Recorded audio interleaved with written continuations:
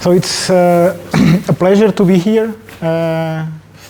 First and foremost, thank you so much for having me and for inviting me. It is a pleasure to give this presentation to all of you. I will start without any further ado. I think I can say, Iñaki, please correct me if not, if you have any questions, feel free to interrupt me during the presentation. One thing that I hate to do is do monologues, so if you want to interrupt me, feel free to interrupt me, to ask questions or do some comments, so feel free to do it. So the title of the presentation is From Nature to Silicon, the Evolution of the Next Generation of AI, okay? So nowadays, we know that AI is everywhere, okay? So this is a very good thing for all of us that have been working in the field. I remember when I was taking my bachelor's degree in informatics engineering a while ago, there was a job fair in the department, and there was a presentation regarding, the title was something like, Jobs in AI. This was in 2006 or 2007. And I remember the professor starting the presentation with the first slide, or second slide, sorry, saying there are no jobs in AI. Okay? And I remember thinking that's what I want to do with my life, no jobs. And so, funny thing, at that time, the revolution on AI was starting because companies were building smartphones that allows us, and other smart devices that allowed for the collection of data. And another type of companies were building things that at the time were very interesting for gaming, which was GPUs. And suddenly people realized that we could use GPUs to do massive parallel computation. And frameworks and software started to emerge. Well, the most well-known is CUDA. There have been other attempts by ATI at the time, but well, the one that stuck and we use nowadays, or most of us use nowadays, is CUDA to run AI models on GPUs. So these two things allowed for the AI boom that we have nowadays, okay? And so, I think it's, I don't need to say this, but you have seen all the interesting things, all the interesting tools and frameworks that have come out in the last years. We have seen, I mean, for me at least, is like a revolution in the natural language processing with the transformers and large language models and so on and so forth. And this is very, very interesting. This is the good news. AI is everywhere. Nowadays, basically, I'm going to say something that is not very, that might be a little provocative, but nowadays there is a confusion between computer science and AI, okay? And this is not true. So basically people think, or people that are not doing computer science think computer science is all about AI, but it's not. So AI is everywhere, it's good, but well, there is the other problem. AI is everywhere, and there are some issues that we have to deal with. All of us have seen problems with AI, with some model that gives results that are not appropriate. For instance, I don't know if you remember the story of the Microsoft large language model that was deployed in Twitter, and after 2 days or 3 days it was basically making racist comments and being terrible, which is not very good. There is also, well, this is one example, but there are also other things that we have to think about. For instance, discrimination when using AI models. Amazon, another story, had a lot of issues with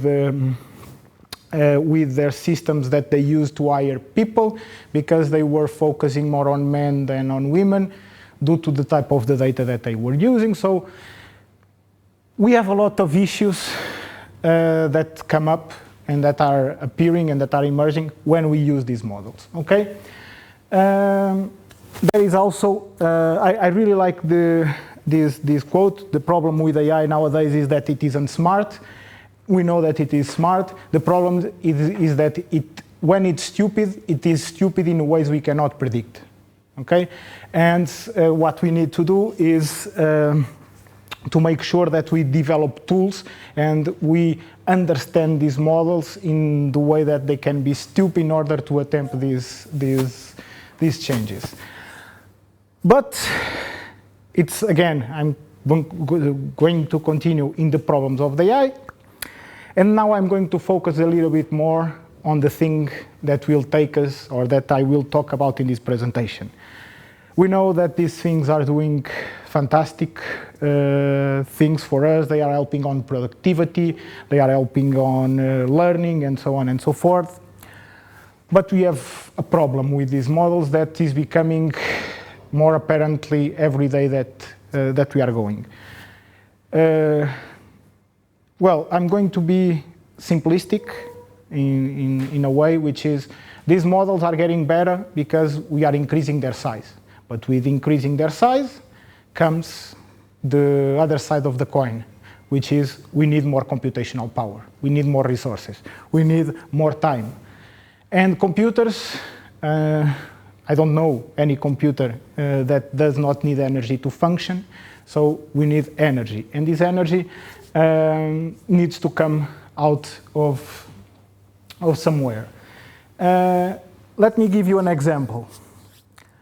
For instance, the model, this is a little bit outdated in terms of the model, the GPT-3, but I couldn't find any real result or tangible results regarding the training of the current models of ChatGPT. But GPT-3, which was from 2 years ago, something roughly, used 1,287 megawatts hour just to train in 15 days. And this is the total of energy that is required by 180 US houses during one full year. So to train a model during 15 days, you use as much energy as 180 US ohms. Okay. Some estimations about how the energy consumption is going to evolve during the next few years, assuming there are a lot of assumptions, and some assumptions is that we are going to continue to develop these kind of models using the current technologies that we have available, the type of chips and so on and so forth, not factoring, for instance, the development on quantum chips or other type of chips that are being developed. But Google electricity consumption in 2022 was compared to the electricity needed for some countries. Okay, so it's used more in electricity than Montenegro, Croatia, more or less than the same of Ireland. And it is estimated that by 2027, the entire infrastructure of NVIDIA is going to use as much energy as Belgium. And so this kind of raises a problem because the infrastructure, the electricity infrastructure that we have in place is mostly dedicated or mostly used for us, right? For homes, for providing appliance, and this needs to come from some places, right? If you are going to need as much energy as a country, you will have disruption in the normal functioning of the country. Okay, we start to see these some places in the US already, where some of the farms that they have for training these GPUs are the places where they are already have some interruptions in the electricity.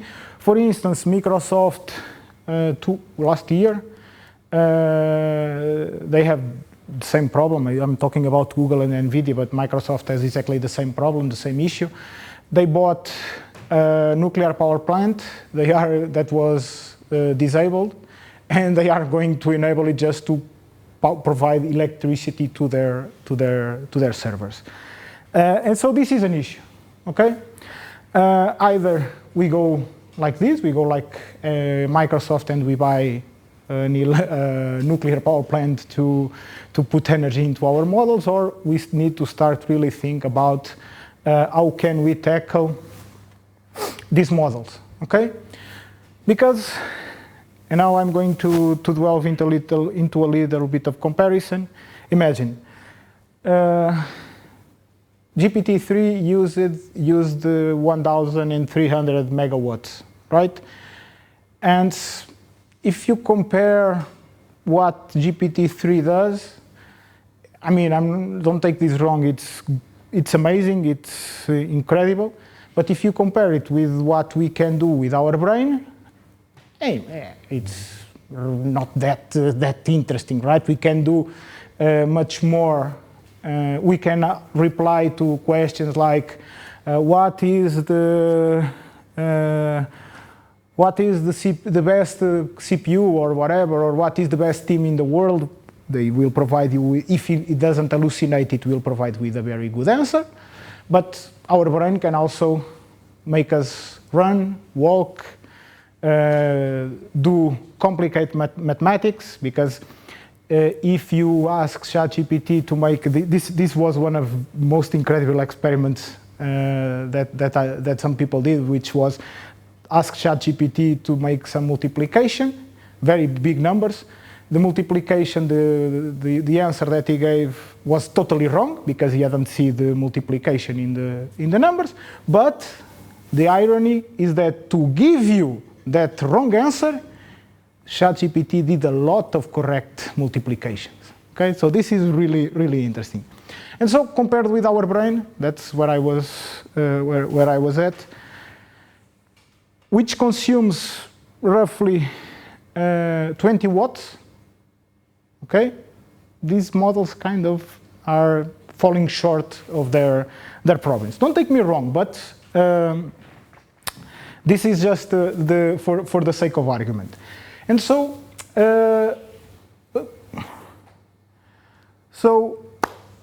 we need to tackle this problem, or at least I think it's a problem that we need, and well, not only me, but there are already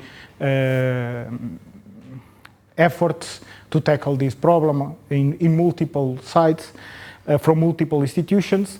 And so we need to address this issue, and we need to start building more models, or models that are more energy efficient.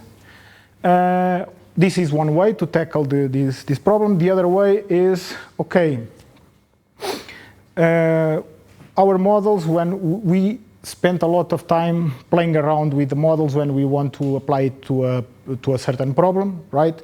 So imagine that you want to apply it in a course or something like that, or you have a new problem. You start with a simple model, you train it, then you get the result. You see, okay, I need to tweak this and this, and then you train. And so you go back and forth a lot of time in this process, and of course you are spending a lot of energy.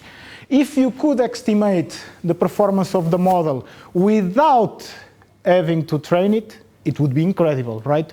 You don't need to have to have the right performance or a value that says this model will have a performance of 90%. But if you have two models and you have something that tells you this one is better than this one, it's enough for me. Okay, then you can train the other one. And so what I want to talk is about the efforts that we have been doing to achieve these two objectives. The biggest one is to mitigate the energy problem of AI. That's what we want to address. And at the same time, we want to have some way of estimating the performance of models without having to really run them. This second part is a consequence, and I will show you why it is a consequence of the first problem, okay? And so, this was the problem that we had, and of course, when we started working in this, we were already working, as Professor Iñaki said in the beginning, we were working with evolutionary algorithms and genetic programming and so on. And so, because, well, I will tell you, I really like evolutionary algorithms. But at the time, and in consequence with previous work that I was doing, I really, after my PhD, I really think that if we want to have, this is just an opinion of mine, I really think that if we want to have models, computational models that resemble the way we think, we have to use the tool that built us the tool that allows us to think. So we have to use the tool that allows us the tool that made us our brain. And that was evolution.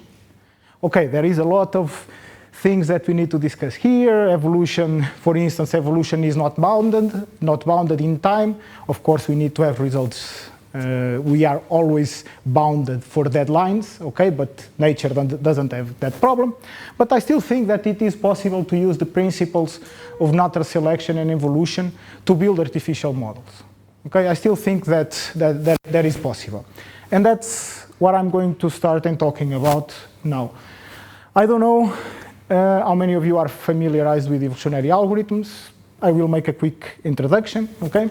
So evolutionary algorithms are just computational models that are based on the principles proposed by Darwin in The Origin of Species, the natural selection, and then they also get inspiration from Mendel in the way he proposed the genetic hereditary. So basically, you start with a population of individuals. In this case, the population of individuals will be solutions to the problem that you are trying to solve. Imagine, I want to create an artificial brain, okay? So you have a population of artificial neural networks, and imagine that you want to build a brain for some walking robot, okay? You evaluate the quality of the brains that you have in the robots. So how good is this networking making the robot move? You then select the best brains, the ones that allow the robot to move better. Those that are good will reproduce, okay, generate new solutions. Again, you put them in the robot, evaluate, and you repeat this entire cycle for many iterations. These components here, the initial population, the variation operators, they have some stochastic components, okay? They have some randomness in them. When you make changes, like in nature, we make random changes in our genotype, okay? Because I'm going to simplify this a lot. I hope there is no biologist here, because it would kill me. But when the individuals in nature reproduce, they inherit part of the genes from the father and the mother, but they are not exactly a copy. They are part of the genes, and then they change a little bit in order to create an offspring that will have, in principle, the good part of both parents, with some changes that we will see if it gives some advantages in the long term. Okay, so when I talk about evolutionary algorithms, due to this randomness and these stochastic parts in the way the method works, I see a lot of faces that doesn't work. It does not work. You have a lot of randomness. This randomness, it doesn't work. I prefer gradient stuff and so on and so forth. Well, I'm not saying that this is totally random. okay? It's randomness, but it's randomness with a structure. And the structure is given by the fitness, by the quality of each individual. So what you are doing, in fact, is you are exploring and exploiting structured randomness, okay? And this is the important part, because I'm now going to use a higher power to explain why exploring structured randomness works, okay? If you don't believe me, believe in a higher power, and that higher power are casinos, okay? Could you please spell the word structure? Sorry? Could you please spell the word structure? Structured, S-T-R-U-C-T-U-R-E-D.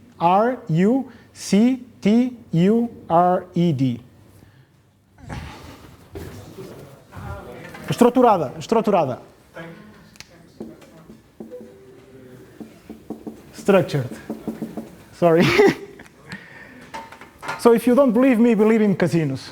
Okay, that's how they make money. We all know casinos. They have games. These games are based on randomness. Like you have dices, you have numbers, you have spinning wheels. So and they are hoping that the way the games work, because they don't control the way you throw dice, right? They are hoping that they can make money. And I mean, I believe casinos are in some way right, because, well, they make money, right? So that's why I was bringing this example, this analogy to the presentation. So how are EAs like casinos? Well, they, as I was saying, they explore the they make a structured exploration of accumulation. And so what this means is that every time we have a certain gain, either in the game or in the way we make a change in the genotypes of our individuals, every time an offspring gains something that gives a little bit more advantage, that thing, for instance, in here can be, I can make one more step than my parent, it's good. Over time, if all the offsprings can do one more step than their parents, these gains will accumulate, and in the end, it will be like doing a lot of steps, okay? So it's more or less like what happened to us. We started from the ground, and as generations passed, we got up and we started walking. The problem is, okay, we started at generation 1 with something that does not work very well. It took 1,000 generations to get there. That was the part that I was talking about. Nature is not bounded by time.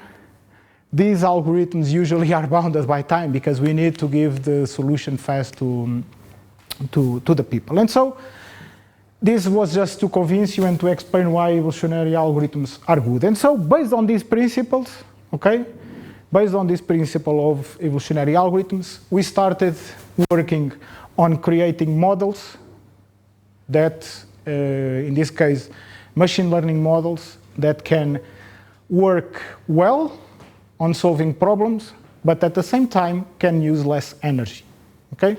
We started with image classification, so we developed a framework called Energize. I have the links for the papers and the tool and GitHubs in the end of the presentation, so this is available for you to test. So we developed a framework called Energize that basically uses evolutionary algorithms to develop models that, or hopefully to develop models that keep a good performance and consume less energy, okay? So how did we do this? Well, I'm not going to detail. I think all of you know what neural networks are, right? So if everyone knows. Can I skip this slide, okay? So we have neural networks. These will be our individuals of our population in the evolutionary algorithms, okay? each individual will correspond to a neural network. Simplification will correspond to a brain. And then we are going to rely on something called neuroevolution, which will basically optimize neural networks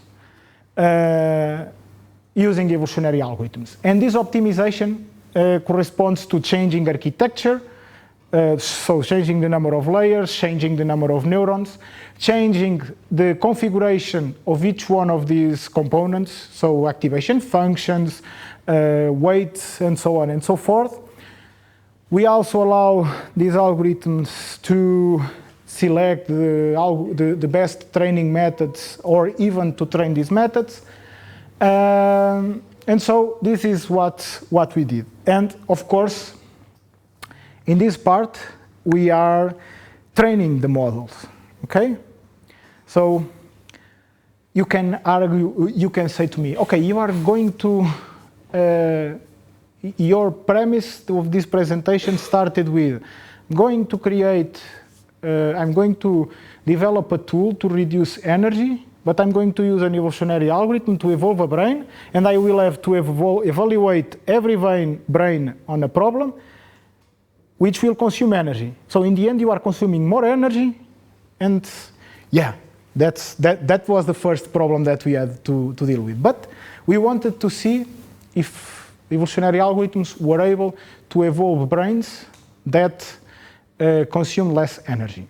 And there is also another thing that I did not tell you. These models, what really consumes the most of energy is the inference part. When you have a model, most of the energy consumed by these models is when someone asks them something. Okay? Because, for instance, when you in Google, roughly 60% of the energy that they 60 to 70% of the energy that they consume is when you are making a query on Google, not when they are training the model that are answering your queries. It still consumes a huge chunk of energy, so 40%, but if you can save on the inference part, it's already a savings, okay? So this first part was to address that issue, okay? And so we basically, when we developed this tool, we started to measure consumption on both training and inference phases to understand what was the savings or not of the models that we are developing. We have a way of finding parts and tools of the network that are efficient from the point of view of energy, and we want to promote the reusage of these models, of these parts of the network, because if we have some part that already consumes less energy, it will be interesting to reuse. So then there are some parts of the fitness function. You can customize the way you evaluate your network. And well, these are some tools that are only directed to the part we evaluate in order to make sure that the models consume less energy. Sorry.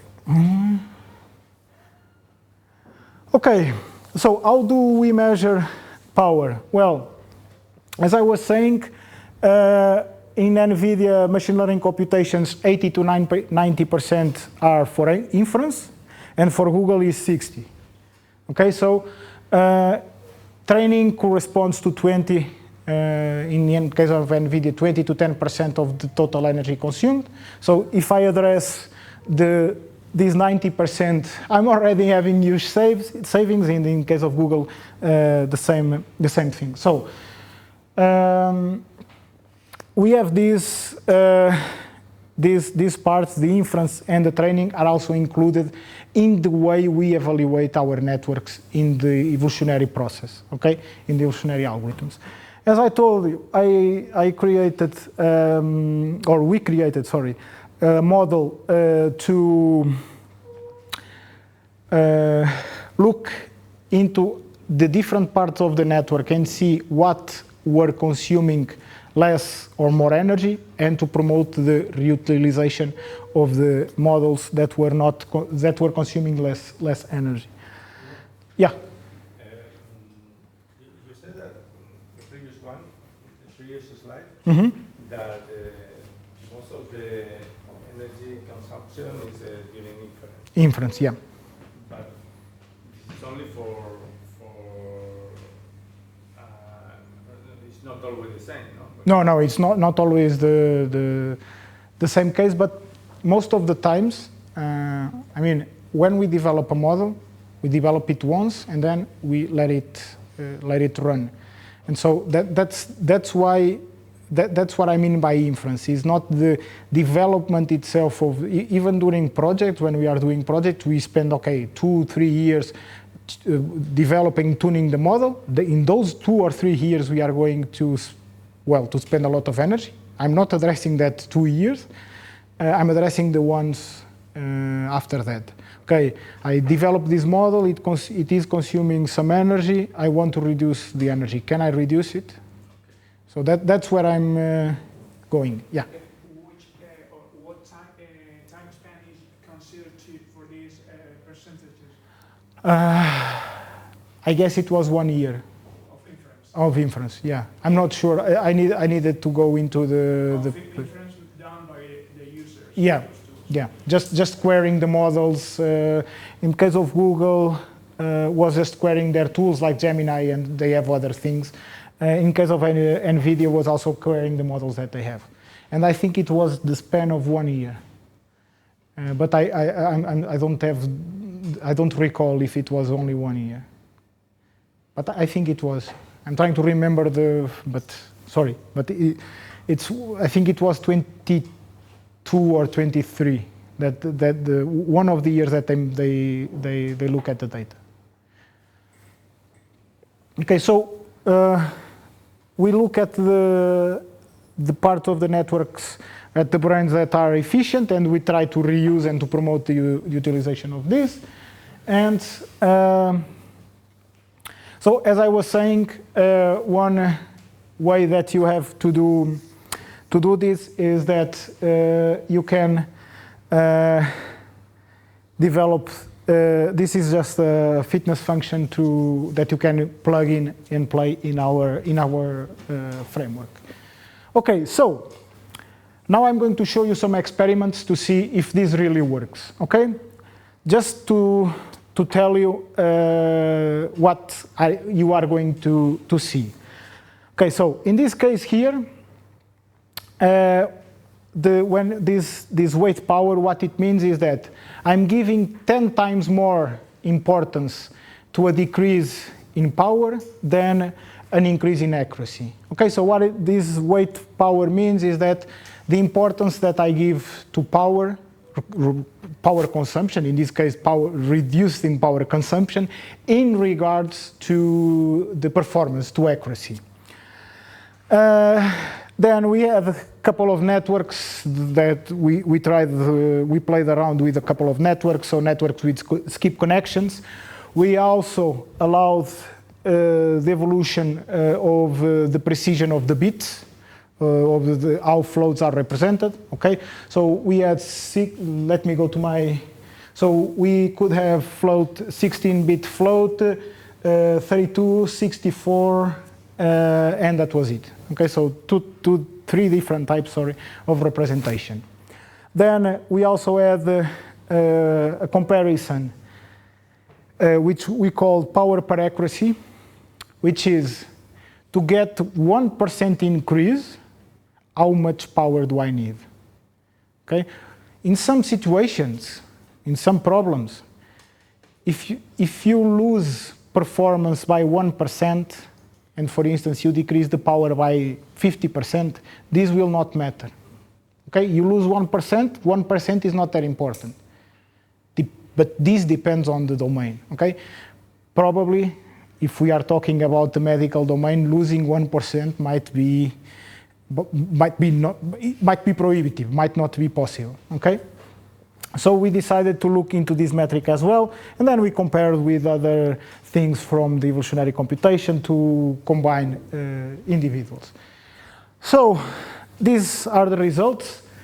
I have a summary of these results, but here we have the baseline, okay? Just to know, this was an image classification problem, okay? This is just a quick table. And so we can see that in some cases, we are able to,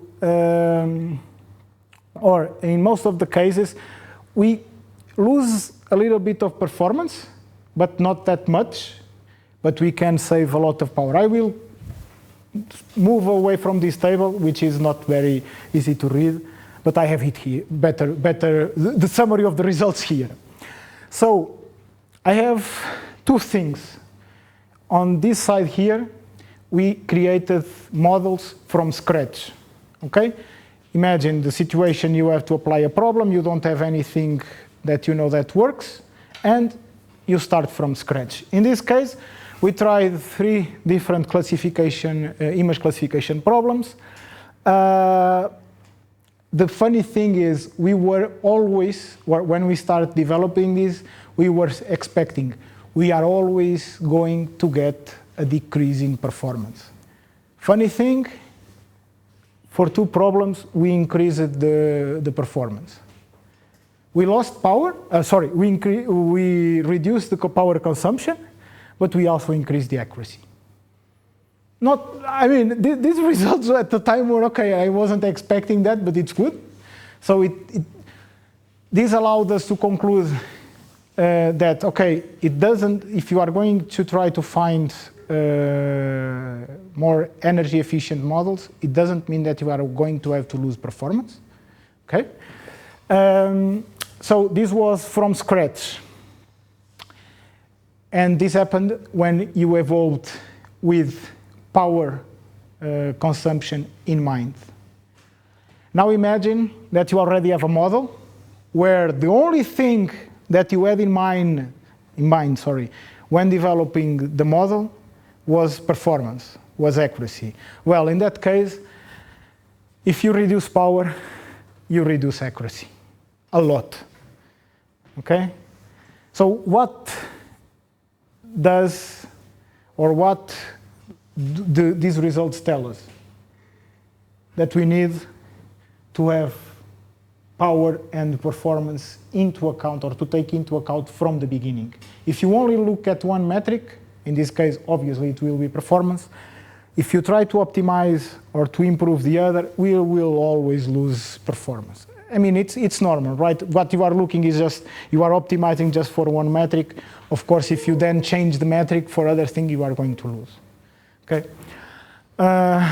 So, yeah, I mean, in this case, you lose the ratio between power and accuracy that you have is very close. So you are losing performance in comparison to the power, but here you are saving a lot of power and not losing that energy. Yeah. Have you measured how much of the gains are because of actually reducing the models, removing parts, or either reconfiguring parts? I mean, because obviously if you reduce the model, you reduce the... You reduce the... So maybe sometimes your evolution tends to make the models smaller, but other times we'll probably reconfigure models and get also gains. Yeah, I will answer that question in 2 parts. In this case here, what evolution is doing mostly is cutting parts. Okay, I'm removing this, I'm removing this, I'm removing that. In this case here, something more interesting is happening. What is happening, or you have a combination of a lot of things. You have a combination of binary flow to representation, okay?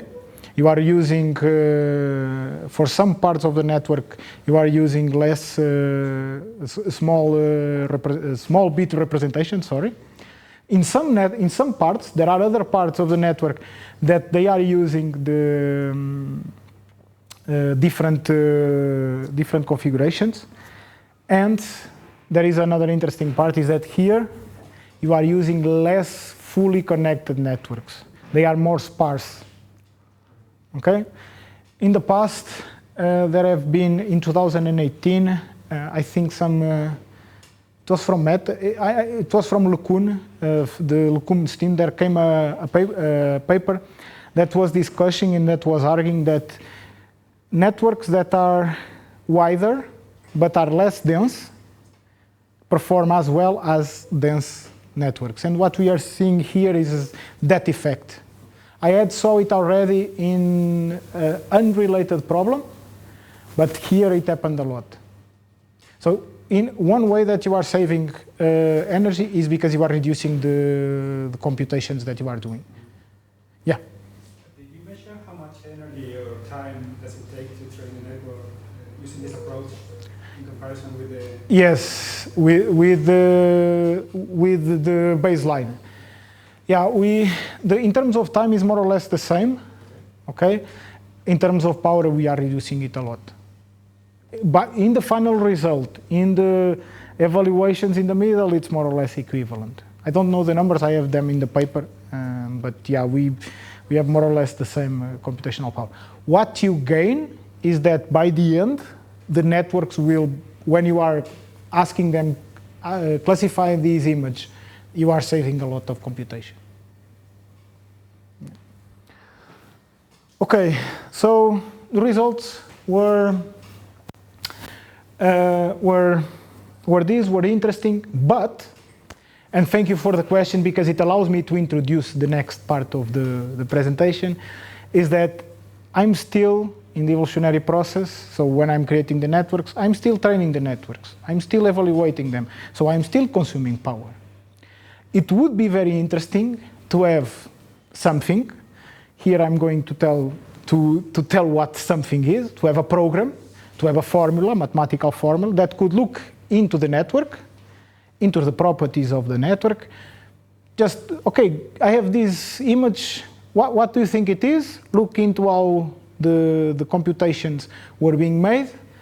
And okay, based on this example, the performance will be 90%. So if I could do one shot, or preferably 0 shot training, would be fantastic. Because in that way, in the evolutionary process, I wouldn't need to train the networks to get the quality. I could focus only on power. Yeah. But you don't know the structure and the parameters of the network before training? I don't know the parameters that give me the best performance, but looking into the architecture, looking into some random samples that I can pass, I can make an estimation. Like a wild guess, like we do when we are doing, I'm thinking about what I do when I'm trying to apply a network for a certain problem. Okay, so the hidden layer, well, 10 hidden layers with 10 neurons with sigmoid. Let's see if it works. So if I have something that could give me the intuition of the network that it would work, it would be interesting, right? Okay, so that is something that is nowadays, especially given the size of the models that we have, that is being actively discovered, or that has been actively researched. And so in this case, I'm going to talk to you about Green Machine. That basically is a tool that we developed to evolve zero-cost proxies, okay? And what are zero-cost proxies? Are basically computer programs or mathematical formulas that look into the properties of the networks, and tell you, in comparison to what he has seen in the past, how it will perform, okay? So let me go a little bit further. So zero-cost proxies, as I told you, are methods that estimate the performance of a deep neural network. Okay, this is fantastic because we can reduce the time. And why are we now focusing on this? Why is this important now? Because now we have benchmarks, we have data sets of networks. Okay, now people have developed a lot of networks, and we can use this knowledge that we have to evaluate the performance. And nowadays we know, okay, for instance, we know that ResNet works really well on ImageNet. Okay, so probably it will work well on a similar problem that I have for image classification. Okay, so this is more or less the idea. And so that is what we are evolving. So using the dynamic structure grammatical evolution that I have developed a while ago, we wanted to create programs that looked into the properties of the network that you can get. So gradients, perturbations in the gradients, noises. In this case, it's just gradients that we are looking at, because you can access the gradients of the networks based on random noise. Okay, and so we get something like this, and it will give you a value between 0 and 1. Okay, the higher the value, the better the performance of the network. But, and this is important to tell you, this value does not tell you the real performance of the network. Okay? So for instance, if you get a value of 0.9, it doesn't mean that your network will have a performance or accuracy of 90%. It tells you that it will perform 90% better than the ones that it saw in the benchmark. Okay? Because this is all in comparison. This cannot estimate, or, well, this can estimate. There has been working on that. It is possible to estimate the performance, but what I'm showing here is not that. Okay, I'm just giving you a number that, in comparison to the networks that we have seen in these benchmarks, so in comparison to 50,000 networks, it will be good. Okay? What is the advantages of this? Is that I don't need to train the network. I just need to look into their properties and I will get a value. It's very fast. Okay? So,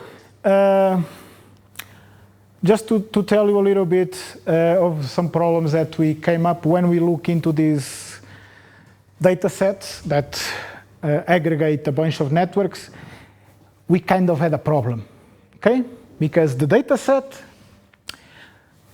is skewed to the left, to the left, if I'm seeing to the right, so it's skewed to networks that have a really, really good performance. So the first attempt, what we were distinguished is, okay, we were basically distinguished between the best of the best. We were not distinguished the worst from the best, because here you have less than 1,000 networks that perform poorly, and if you think, okay, I'm assuming that something that performs 65 or above is good, I was just distinguished between it. I don't want that. I want something that is able to give me a more or less uniform classification. Okay? So the first problem that we got is it was telling us, oh, your network is fantastic. It wasn't. It wasn't. So we had to stratify and to make some tricks to do it. So how do we extract these features from the network? Okay, you have a lot of layers. You can pass one sample through the network, a random sample. You don't need to pass samples. You can pass a random sample, just generate one matrix, for instance, a random image, pass it through the network, it will compute the gradients, and that's it, no training. And random sample plus noise. Okay? and for each case, we can archive all of these values. So, how did we do in comparison to state of the art? I'm going to fast forward. Well, I will tell you what is what you are seeing here. So, in rosa, in pink, you are seeing the models that the programs that we created, and in blue, things that you can obtain from the literature, okay? That at the time were state of the art. And this is the correlation between the value that the zero proxy gave us and the real performance. So what I was measuring was, I have a high value that the zero proxy gives me. Does this correlate to a high accuracy? I was measuring accuracy. And as we can see, it really does, it works. So we have more or less 95% of correlation between what these models were telling us regarding performance and the real performance. So in this case, I had to train the networks in the end, okay? But it was just to assess the performance of the models. No, sorry, I didn't understand. How did you pass one sample? You give one sample just from the... But if you train... No training. Just ask the network. And the parameters of the network Are random. Okay. Are random. Because I just want to update some of the gradients to see the directions. I don't need the gradients and the right values. I just need to see the direction. Okay? And I might not even need that. The models then will ask. Yeah, no problem. So, this is just a summary of these charts, okay? So, as I was telling you, I can have scores. The values of the zero cost proxies are scores. In this case here, it was between 0 and 100, okay? Or 0 and 1, it depends. And here you have accuracy. So, what this is telling me is that, okay, if I have a high value, a high score, I will have an high accuracy. I did this for a lot of networks. All these points are networks. So you can see that there is a trend, a line. That's why you have a big correlation. And this happens not only for CIFAR 10, but for CIFAR 100 and for ImageNet. Okay?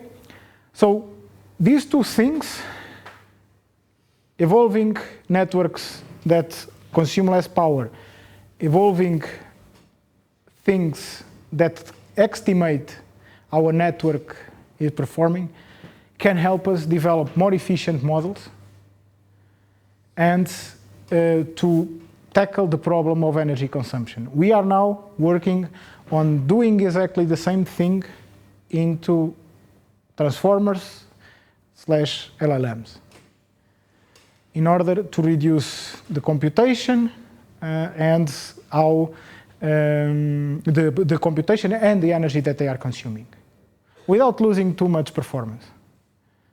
We could also have gone a different way, okay? Other people have, I know, because I saw some recent works that have gone completely different way. But if you want, and nowadays that's what is happening, is that there was a lot of investment on LLMs based on transformers. We are keeping the same architectures that for a while. And we want to reduce the consumption of those. We are doing this and applying it to those. I don't have any results yet, because this takes a little bit of time. But at least from what we saw here is promising. Okay? And so, publications and software as promised. You can go to the Energize GitHub, it's available. In principle, you can run it without any issue. If you don't have any issues, it was my job. If you have issues, it's Gabriel's job. He had a problem, okay? The code is his.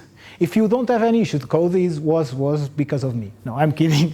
It's all Gabriel, so it's well documented. I think you can run it out of the box. I'm saying I think you can because I tried it and I was able to, so I think you are better than me at that, so you can run it for sure. So you can, if you can't, please, you have our emails there, you can just contact us. So we have, so this was the first publication, and then we have the paper. It's not in review anymore, I forgot to take that out. It's already published. The question that you asked me regarding how much time, it's in this paper, those metrics, you can see them. Sorry for not remembering all from the top of my head, but you can see there. And conclusion, well, AI captured our attention, just to leave. So we have a lot of things, we have a lot of cool things that we can do, but we need to still think about how can we improve these models. And it's a fantastic new world of opportunities. So these models are allowing us to, they are dangerous, of course, based on the things that I talked, but they are giving you a lot of opportunities for us to include either in our research or in our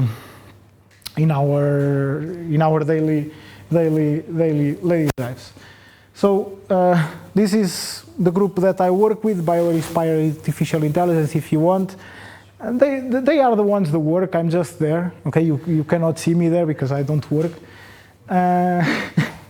And that's it. Thank you so much for listening to me. I know that it's not easy, but thank you so much.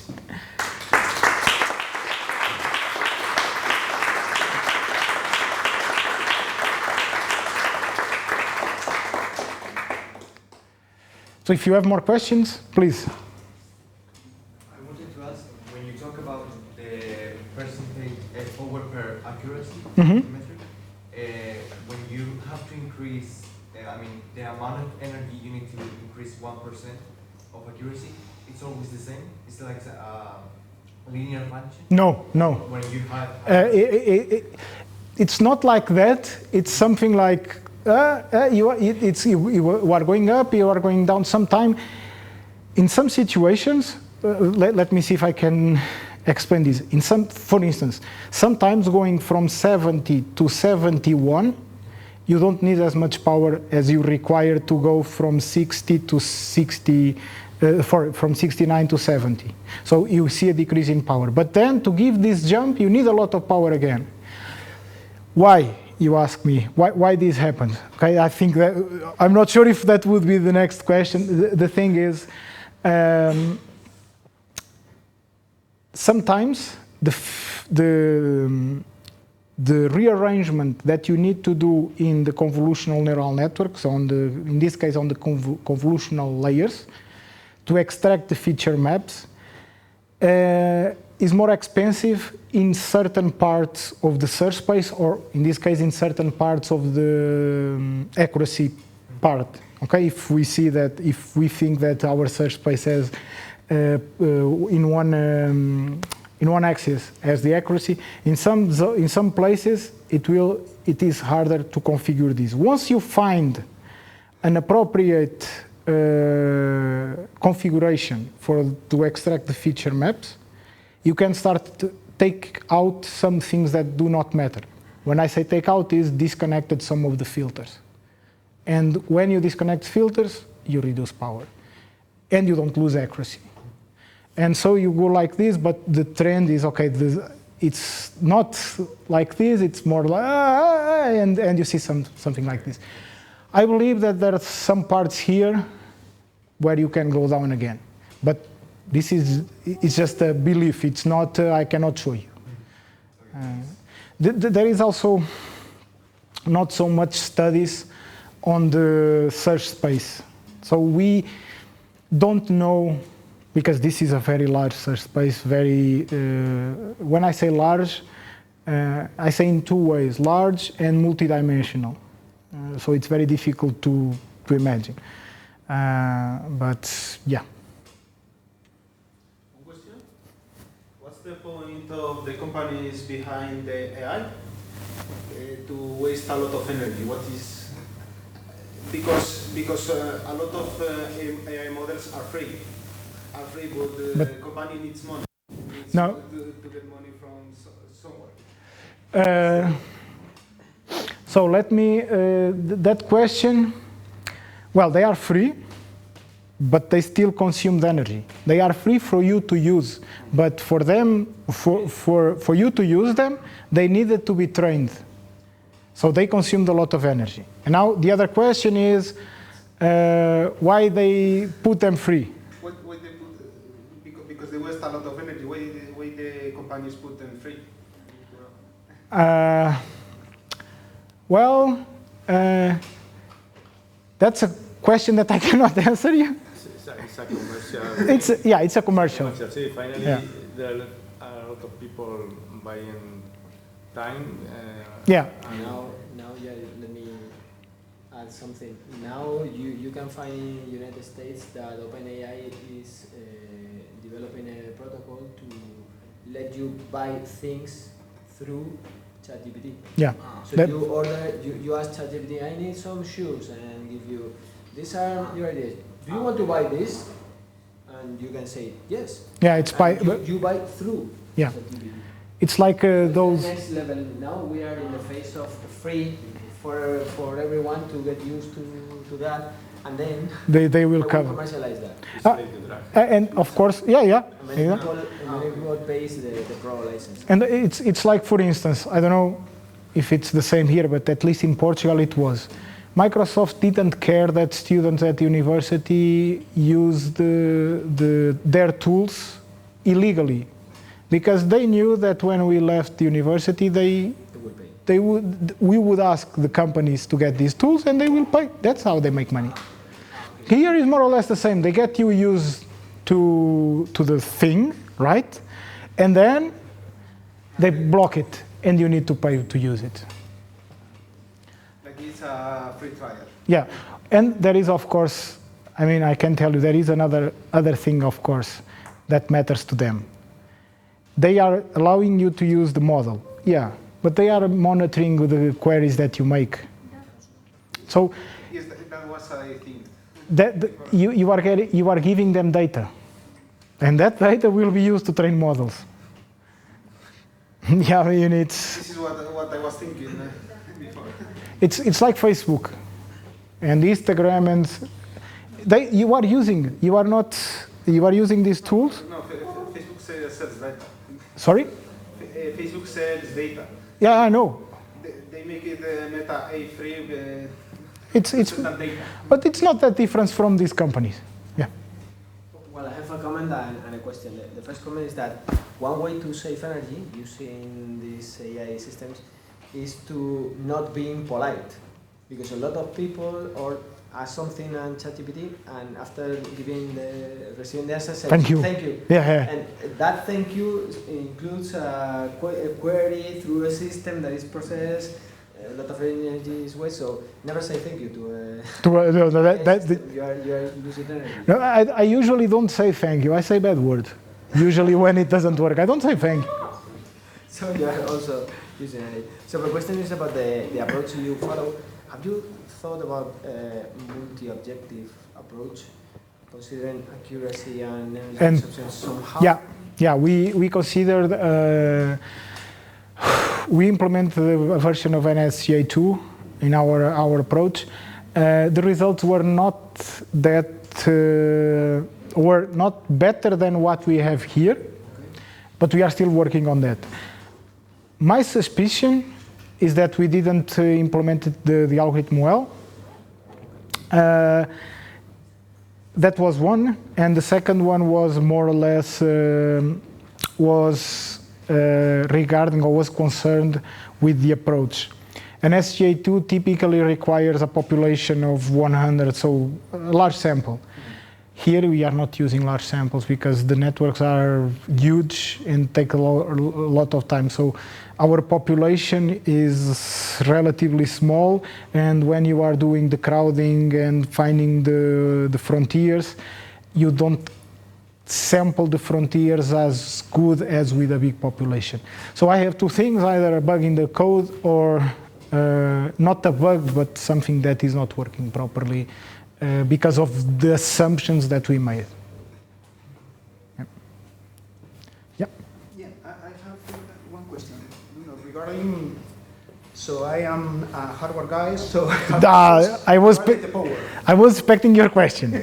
Yeah, go. So how do you estimate the power? I mean, are you in some way made some studies about correlation between your power estimations and real power estimations in specific hardware, for example, in CPUs, in GPUs, in we are PAs? going directly to the GPU. We are measuring the energy, the wattage that the CPU is using for the training directly.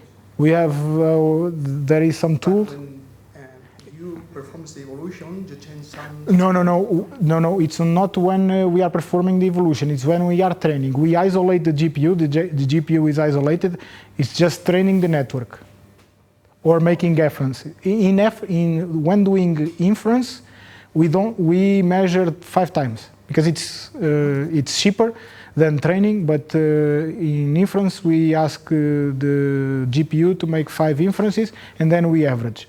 We look into the power, the wattage that was necessary, that was needed to make that inference. There. So in the loop is somehow a real measurement of power consumption using a power meter. Yeah. It's in the loop of the evolutionary process, yeah, in the fitness function in this case. And we isolate that GPU. Most of my students don't like that because they cannot use it, because we are isolating it. But else you don't have good measures. You don't have right measures. Because if, for instance, if you have a monitor, a screen connected to GPU, the wattage will be crazy. Will be a lot of variance. When you somehow tune some specific parts of the neural network, for example, changing the arithmetic from floating point to in 8 or whatever, you run that neural network on the GPU. Yes. We run everything on the GPU, isolated as a black box, no one goes inside. Yeah. And we are also doing, so this was, I just talk about GPUs, but now we are doing some experiments also running these models and evaluating these models in Jetson, NVIDIA Jetson. They basically are small computing devices that have a small GPU. They are still powerful, but they don't have a lot of energy there. So we are also evaluating there. Have you tried any kind of hardware-specific AI? I mean, FPGAs or with FPGAs? No, we didn't try the FPGAs. That was so discussing with you, and I was thinking later. I mean, when I was making the presentation, that FPGAs might be something that we could try, but we don't have FPGAs. Have you compared with different configurations of GPUs and CPUs? Well, different cards and no. Because probably the other question was related to this, no? Because at some point, if the information is not able to be in the same part of the memory of the GPU, it is going to be... Yeah. That is a typical behavior of the performance under GPU. You have an increase and then you have a decrease, yeah. That's why I was telling Oscar now that for inference, we measure 5 times to try to accommodate for those peaks. We try to make an average. Why 5 times, you ask me? Why not more or less? Because of the time. And we saw that with 5 we could manage those peaks and so on and so forth. Also, there is another thing that I need to take into account. Having the data, only the data on GPU consumes power because things are there. But that's usually constant in terms of the size of the data. So usually. But yeah, we just do it like this. Something that we could try or should have tried is that in different hardwares. The problem, or just to justify why we didn't do that, is that the GPUs that we have, they are all the same. They are all the same model. We have some. Okay, good. So I was trying now with the Jetson to make these comparisons. It will be very interesting with an FPGA, Okay. like the one that Jorge is using his PhD. Okay. What sample frequency do you get to measure power? I would like to answer that question, but I don't remember. Sorry, I needed to go into the details. They are in the paper for sure, but I don't remember from top of my head. If Gabriel was here, he would know. Sorry. Sorry, I don't know anything about neuroevolution. So this is a very basic question. Don't worry. If you have two different networks and you want to mix them to create an offspring, how do you mix two networks so that it makes sense? Because if you don't mix the weights, or how do you do that? My question is yes. my answer is yes. No. Basically, what you do is, okay, you have two different networks. For sake of simplicity, let's say that they have different number of neurons. So when you combine them, you have to find the connections. Okay, so you make the connections in order for the network to work. Either randomly, you decide an option, or first come first serve, or first they connect to the first neuron. You do something like this. And then you keep the weights. What happens to the neurons that are in the remainder? The neurons that are not connected, they are not active. Okay, this is just an option. This is a design option. And you now ask me, but will that work? Well, I don't know. If this combination does not work properly, it will be discarded by the evolutionary process because it wouldn't work in the end time. Okay? Okay, but basically you are changing the inputs and the outputs of two parts of the network. So maybe this function that you were computing before doesn't make sense with these inputs. But if it doesn't make sense when I combine them, probably they are not very good for the problem that I'm trying to find. So it's discarded. It's very interesting. Yeah. That happens a lot. That happens a lot. Then you have a lot of tricks that, for instance, I was saying that, well, we are also doing some smart things in there. When we combine two networks, we inherit, so we do not discard the weights, the parameters that we found. We keep them. Or we have a chance of keeping them because that will allow training to be faster, or not to train at all, because if the performance is already good, I do not need to train it. So there are some tricks that you can do to do that. Yeah. So, I mean, if you think about nature, or if you do a comparison with nature, it's like taking two brains, cutting them in half and trying to join them together. But here it works more or less, okay? You have more freedom to experiment without getting messy.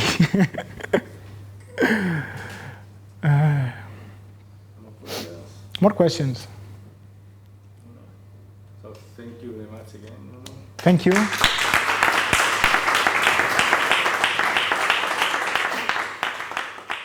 It was a pleasure. Thank you.